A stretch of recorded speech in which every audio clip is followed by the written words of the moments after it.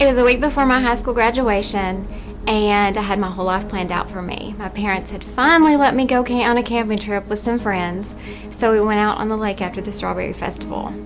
Little did I know that that day one of my good friends would run over me by a boat. The boat took off, and I went underneath the front of the pontoon boat and held on to little screws and plates that held the boat together. I wasn't strong enough to hold on, so I let go. I don't remember going through the propeller, but I remember opening my eyes as I swam back up to the surface. I got to the surface of the water and saw the boat leaving me, and I immediately stopped and prayed, God help me. I sat behind the boat while the boat was leaving, treading water with one arm and one leg, and finally someone noticed a life jacket and came back to get me. When they got back to me, someone dove in and swam me back to the boat, and I ended up being airlifted by helicopter from Dayton to Erlanger Hospital. After I got to the hospital, I was completely coherent, but I didn't really realize the extent of my injuries. I didn't realize that my leg was broken and lacerated in many places. My hand, I didn't realize that my arm was cut off for the most part, except for the skin that held it attached to my arm.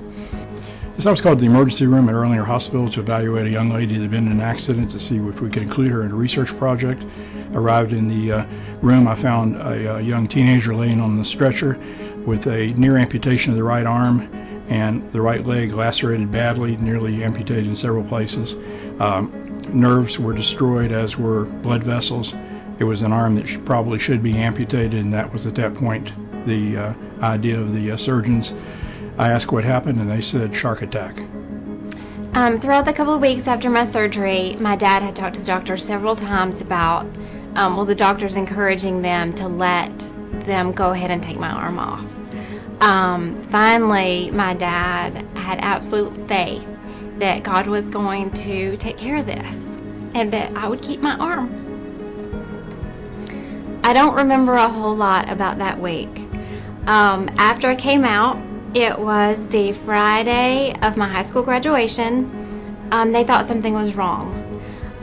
They took me back into surgery, and they opened my arm up expecting skin grafts needed, gangrene, and there was nothing but nerve regeneration, no need for skin grafts, completely something that shouldn't have happened. Through those 12 days, I saw my dad, who had never gone to church with me until a couple years before.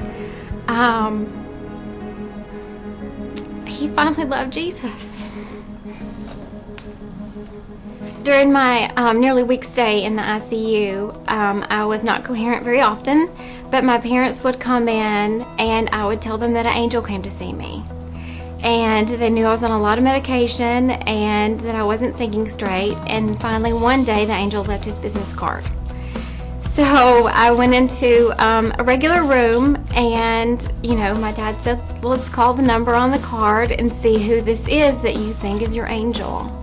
And so Dr. Joe Rudd walked through the door, maybe a little bit scared of why he was being called to my room.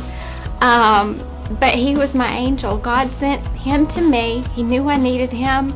And this man has drugged me all over this region. And he was my accidental, on purpose, intentional angel that got me through that week.